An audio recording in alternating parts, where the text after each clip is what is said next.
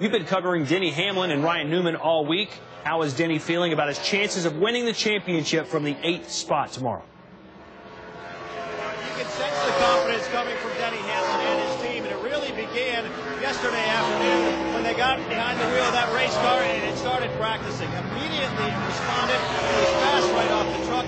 Denny's been very happy with it. So far in today's practice, the cars responded equally well. He's in the top 5 speeds right now, about halfway through his first session.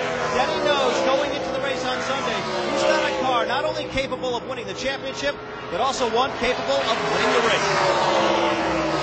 All weekend, right from first lap unloading, I felt like it's got the feeling that it needs to be successful on Sunday. Last year I knew we were going to win the race. I knew in practice we were going to win the race, and my car feels equally as good this time around. And for Denny Hamlin to say his car is equally as good as the one he had a year ago speaks volumes, Todd. You think back to a year ago, he led 72 laps in that race en route to victory.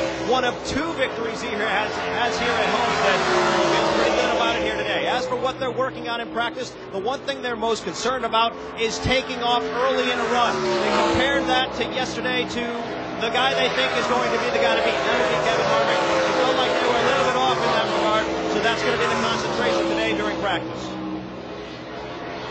We start first with the Cat Chevrolet, and I don't think that's the end of our day, but my comment after qualifying was we beat half of them today. We got 267 laps to beat the other half on Sunday. It's going to be a crazy race, I think. It's going to be some really crazy restarts, but I don't think your starting position defines who's going to finish there.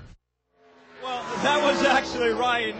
That was actually Ryan Newman there. We wanted to talk about him a little bit as well. He's certainly the underdog in this situation. He starts 21st, but as you heard, he's still maintaining a positive attitude. He feels like he's got a lot of opportunity to gain some ground on the field throughout the course of the race on Sunday.